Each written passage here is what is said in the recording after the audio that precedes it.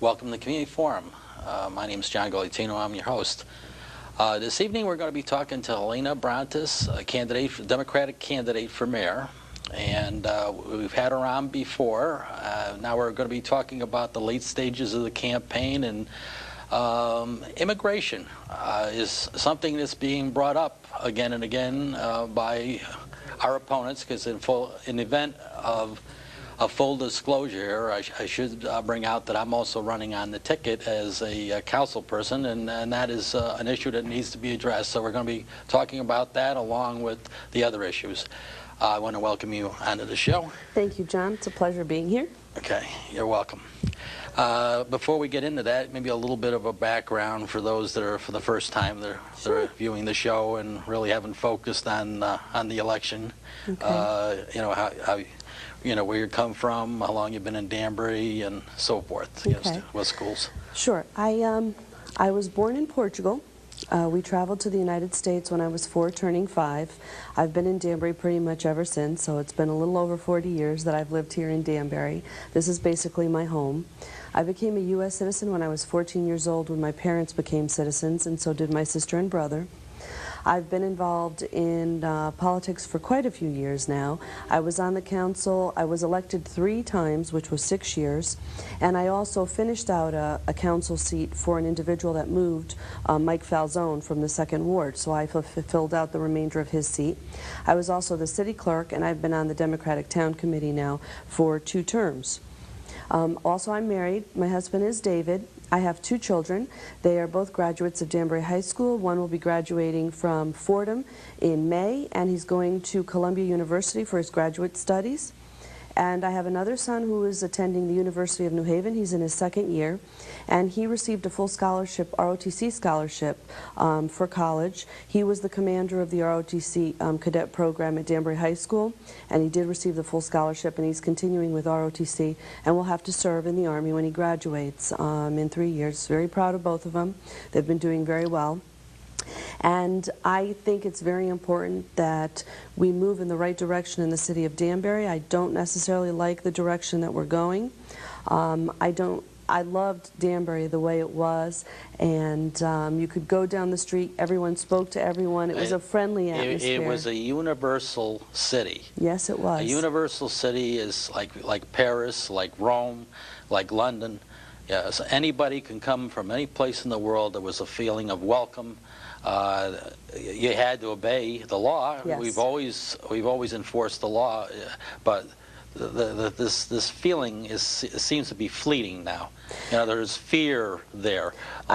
Yes, that's true. And that's what I wanted to pipe in. Mm-hmm. Well, it's a major concern, because I don't like the environment in Danbury right now, especially since the fact that we have a high school that basically 42 languages are spoken, and you're talking about different dialects of Chinese, of Indian, of all those different languages from those countries, along with countries from Europe, South America, Central America, Asia. It's amazing the fountain of languages and culture that you have in the school system itself, and it's wonderful. I speak Portuguese. I also speak Spanish. My parents always made sure that I knew how to speak Portuguese, so that when I traveled to visit family back home, I could communicate with them and understand my culture and my heritage, and it's wonderful. I own a business. I own the Atlantic restaurant in Danbury, and it's great because we specialize in Portuguese dishes, but everybody comes and eats there, and it's a great clientele. Most of my clientele is Americans. They love the food. They like the atmosphere, and that's what I want to generate. And I think because of the type of person that I am, it's important, and it would make a big difference in the community itself. And I think we need to move forward instead of moving backwards in the direction we're moving, because basically the United States right now has a negative vision of us. Why would you want to move to Danbury when we're so bad and we have so many issues? Especially since our mayor went on CNN and has been on the national news. Correct. Especially for that reason. Well, yes, and with regards to the immigration, that's why he did go on CNN. I think it's very important that it's handled the proper way. It has to be handled. It's not a situation that you can continue to let get out of control. And I think the biggest problem is our borders. The federal government has really been inactive when it comes to controlling the borders. And they need to start doing something with regards to the borders. If you don't do something with the borders, you will never stop the influx of people coming into the country. They're going to come in on the back of a truck. They're going to come in underneath the cars. They're going to be special compartments in vehicles or whatever. True. You know, this is how they're going to come in as long as the borders are not being controlled. Right. And that is a federal issue. Correct. And that's why I get frustrated, because you're deporting 5 people, but at the same time there's 20, 25 coming in through the border. So what have you accomplished? Absolutely nothing. I will tell you, any person that's in this town that is illegal or legal, if they've committed a criminal activity, they need to be taken out immediately, because it's not acceptable. They wouldn't want us to go to their country and live in their country when we're criminals, and it's the same thing in the United States. I want to know who comes into the country and who's a criminal and who shouldn't be here, because criminal activity is not it's not something that I want in our community. We need to move to the next level and the next stage within the city itself. And we need to start bringing that feeling of warmth back into our community. We have a lot of people that are legal. It's just that they look different, or they may speak another language, and English is very important. As a member of our community, you need to learn the language. It's critical. My parents learned how to speak English. I mean, they weren't doctors or they couldn't be a teacher, but they knew English to get by, and that's very, very important. And anyone that comes over that really wants to make the United States part of their life, they need to learn how to speak the English language. But with regards to some of the issues that have happened, I mean, there's towns that are getting sued because the town has tried to pass an ordinance to supersede a federal law. You can't do that. No matter what happens, you try to pass an ordinance, you try to enforce it, that group of people is going to sue the city, which is the case we have right now. But Hazeltown, Pennsylvania was an example. And there was a town in New Jersey. So they had tried to enforce those laws. Those group of people took the cases to court. I think New Jersey ended paying out approximately $2 million between attorney's fees and what they had to pay the plaintiff, the person who filed the lawsuit.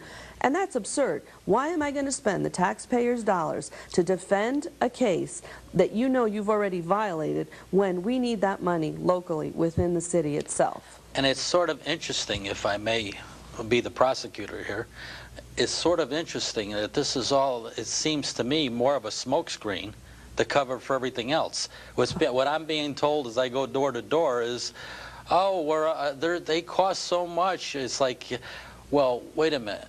The immigrants didn't cause the new police station. We had other ways of handling that. We didn't necessarily have to build a 45 or 40 million, whatever it is, establishment in one spot. We could have had substations. There were other ways of handling it. We didn't necessarily have to have a fire department built and have it staffed around the clock this year. It could have been staggered over a couple of years.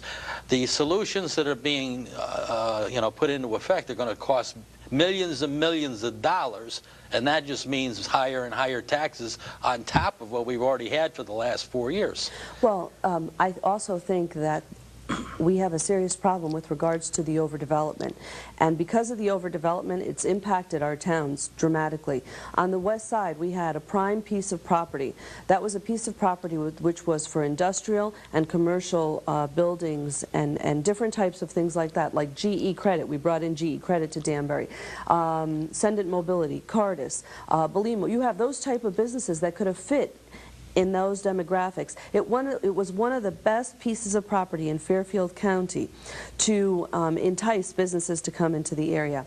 And during the time which you and I were on the council, I mean, we gave GE Credit a 7-year tax deferral to bring over 200 jobs to the city of Danbury, to move their business into Danbury. Those people, in turn, some of them live here, some of them may not live here, but they spend their money here. They are paying taxes, they are traveling through our streets, they are going in our stores, they're staying in our hotels, and it's generating a lot of income for the community. But at the same time, we're not bringing anything new in. Mankind, which is building a bigger facility, that was brought in during the prior administration. It wasn't during this administration. It was something that was already proposed before he took office, and it was agreed upon that they would be expanding in Danbury. And they're the ones that chose the location of the former Davis and Gett piece of property. So, I mean, you want to bring in business, and that's what I truly want to do. So we need to stop building so many residential pieces of property because we keep on building, but we don't have the infrastructure. We don't have the school system. Our school is up to 107% capacity. The high school. The high school. That is absolutely crazy. You walk down the halls in the high school, which I've walked down during the time when they're changing class. You can't, if you realize you forgot something, you're in trouble because you got to walk all the way down to the end and then turn around and come back to get through again. Otherwise, you get trampled because you can't move. Wasn't it just in the news this week? This is not going to air probably for another week, but it was just in the news that I guess the fire marshal cited the city for having an overcrowded high school. Yes. Yes. Yes. And there was a report that had been issued. First, I was told it didn't exist. I have something in writing that the report didn't exist, and it had a different name. But when you actually look at the report itself, it has the exact same name of what I requested. And it came out in June. Then I'm told that it's a draft, so no one has a copy of it. But a member of the public, more than one member of the public, has a copy of this report. So if it doesn't exist, I didn't understand why I couldn't get it. Members of the public have it? Yeah. True. In that report, in June, it specifically stated that we are at the edge of just overcapacity within the school system, and certain things would be required to be done immediately. And I mean, you have to look at that. It's a serious situation because God forbid if somebody gets hurt and the fire marshal has served this citation upon the superintendent of schools and an emergency or something serious happens in the school, not only can they be charged with a civil matter, but there's criminal matter at this point, especially if someone gets injured to a certain degree. There could be criminal charges that are brought up. So, I mean, it's not something that you can play around with. It's something that has to be addressed, and it's very important that it is addressed as soon as possible, because you have 2,152 multifamily units that are going up on the west side. Well, where are those students going to go to school? I don't know. How can we handle... Another school, middle school or whatever down that way is going to cost $25 million, $25 million. And that wasn't mentioned. I haven't seen anything in the last 2 years about, now that we've taken that corporate land to make it into condominiums and that's that kind of construction, you're going to have, even if it's one every 5 units or 7 units, you're going to have a significant population of kids out there, at least 300 or 400, that need their own school. True. And that's another $20 million, $25 million. So when this is we're on this roll or this escalator in taxes, that I don't see how we can even slow it down if we keep on the course that we're at. And this is not the immigrants that is causing this. It's poor planning on the part of our city father, if you want to call him that. Well, and the thing is, there are so many condos that have gone up within the city, and that's also impacted the infrastructure. We don't have the safety personnel to cover all of this, and my concern is we have bridges in the city that are falling apart. There's fire trucks that can't go over some of these bridges to get to some of the communities. They literally have to go around in a different direction to reach certain parts of the city, and that's not acceptable because a minute can make a difference as to whether someone lives or dies. And so that has to be addressed. And I know for over 2 years, people have been complaining about some of the bridges in the area. And actually on Comcast a while ago, they showed someone underneath a bridge moving one of the wires that was hanging underneath the bridge, and you could literally see the crumbling of some of the cement falling down. Well, to me, that's not a healthy situation, especially since you know about it. There's so many things within the infrastructure itself of the city that has fallen apart. And you can't neglect it. It has to be addressed.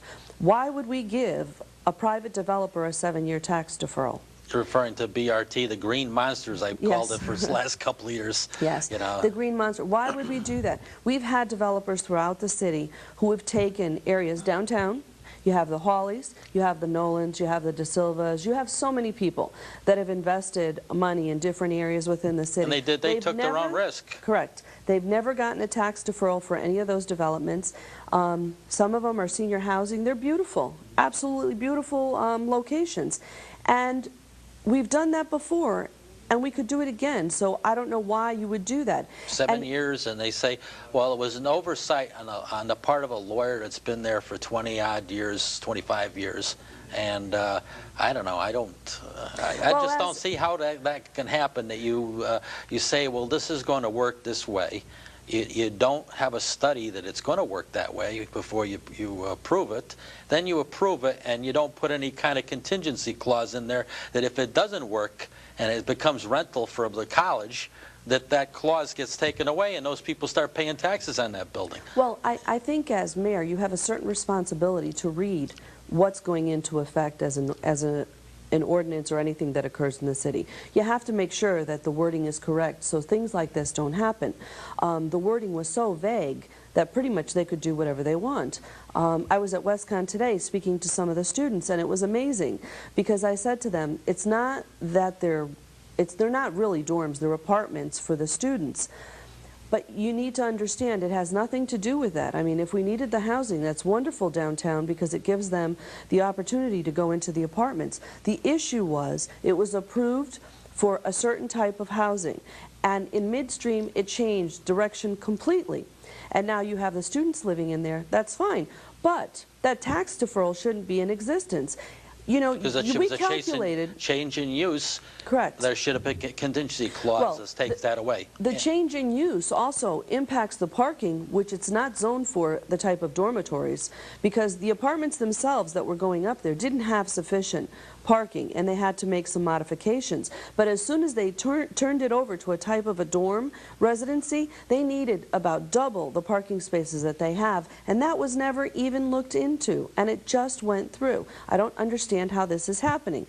So here's another issue that having to do with traffic. You know, we seem to be building more and more traffic on everything that we do, or I should say everything we screw up. That's not a wrong word, but don't you agree? It's like every little problem you have a misstep, and then you have a compound misstep that okay, now you got a traffic problem as a result of these condos. We have the condos that didn't work out; they're now college students. We got double the kids that in there that should be in there, and double the cars. You got more traffic on the streets. More police service. And no solutions in sight. More costs having to do with more police. We're going to have more safety officers involved in all that. So one error leads to another, leads to another, and we got a compound effect, and we got the government services and the government taxation going higher and higher and higher. As a result of all these missteps. Well, he's made comments to the effect that with all of these developments, it's going to generate a lot more tax revenue. That tax revenue doesn't pay for the expenses that it costs the city. It really does not pay for the infrastructure problems that we have within the city. Like the west side? Correct. And it's amazing because he said he's done a traffic proposal for the city. And sometimes I laugh when I walk through the city because we have traffic lights in some areas that there's absolutely no need for a traffic light. That doesn't resolve a traffic problem.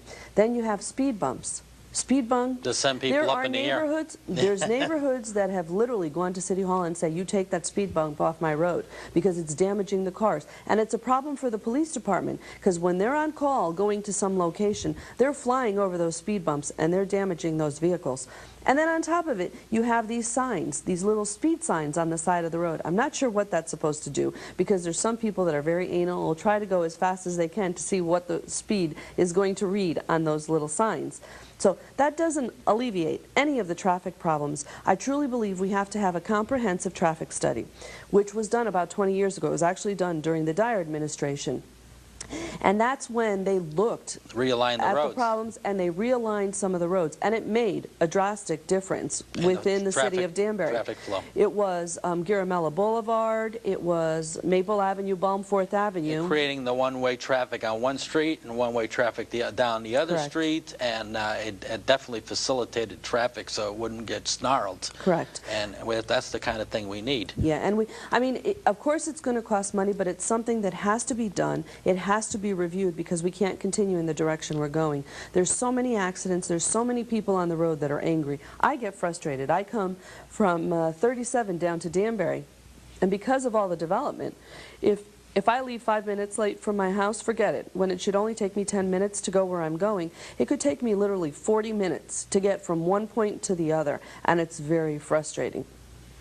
And it's not right. It truly isn't right. And there's a lot of things that have to be looked over. The mayor's policy pretty much is, all right, there's an election coming. Let me pave 5 or 6 roads, and let me put up a couple of traffic signals and a couple of stop signs, and then we say, hey, yeah, we did something for traffic this year. That's what seems... Well, yeah, in the last 6 years, we haven't had much accomplished within the city. But I'll tell you about something that I would like to do, and I've discussed at one of the education forum. I think we have to do something to alleviate some of the students in the school. And we have the Palace Theater. If I can work something out with the owner of the Palace Theater, I would love to open up that Palace Theater.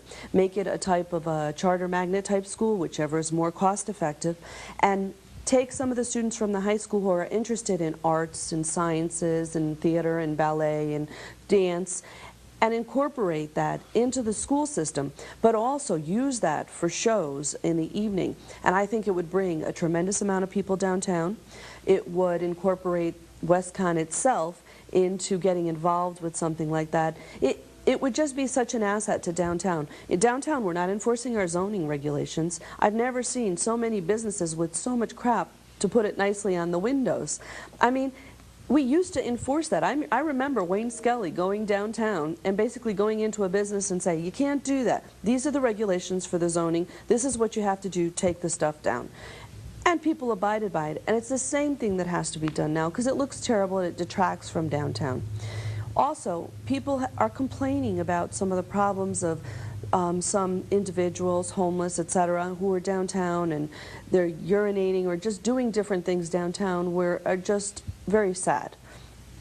And that has to be addressed. And we used to have the bicycle police downtown.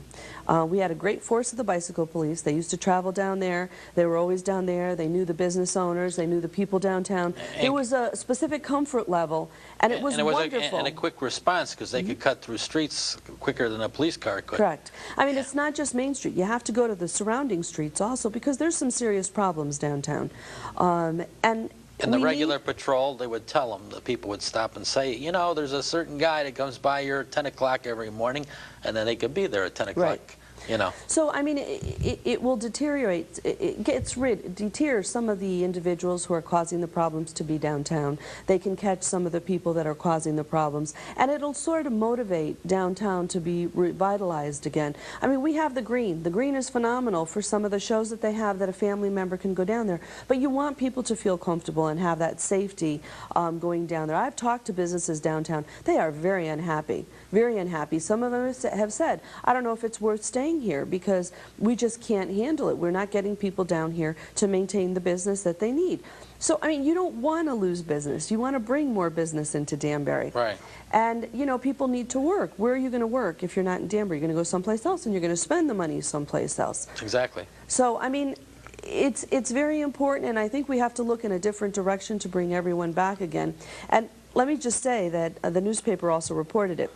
Mark and I got to ask each other questions, and his question to me was, will you give illegal immigrants ID cards? And my response to him was no. And I know that some of them have been making comments that I support illegal immigration, and that is not the case. Nowhere, no time have I ever supported illegal immigration. I truly believe that people have to pay taxes and support a community.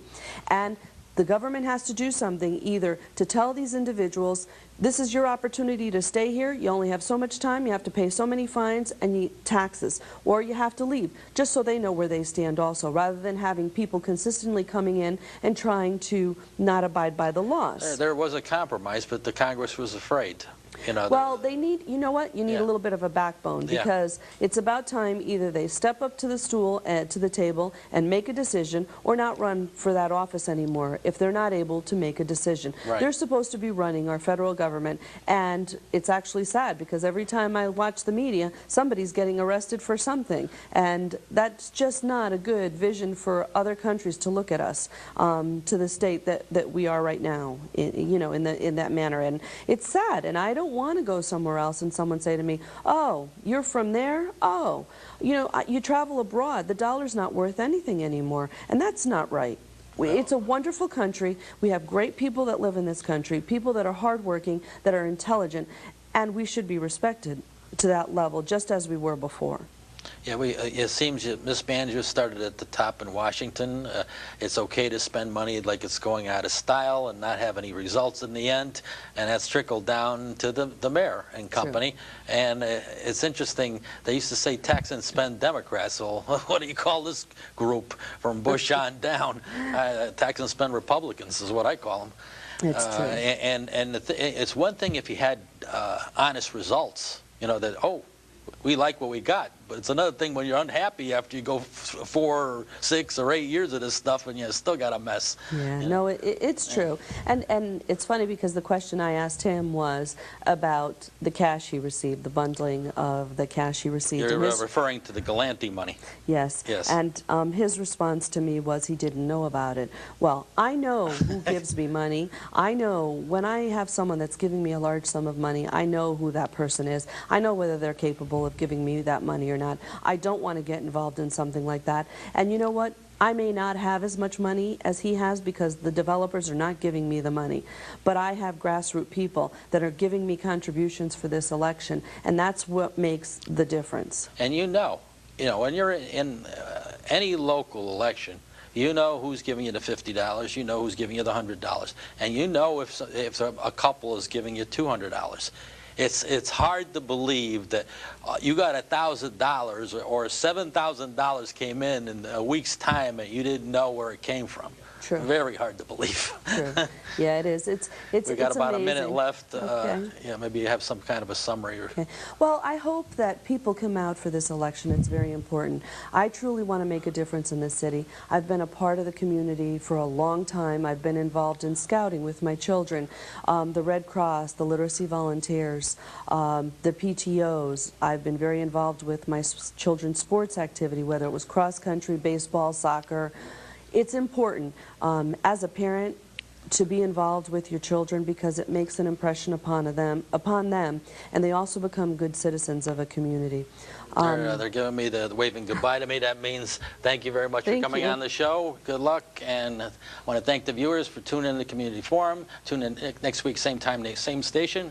I'm sure we'll have another interesting program. Good night for now. We'll see you then. Thank you.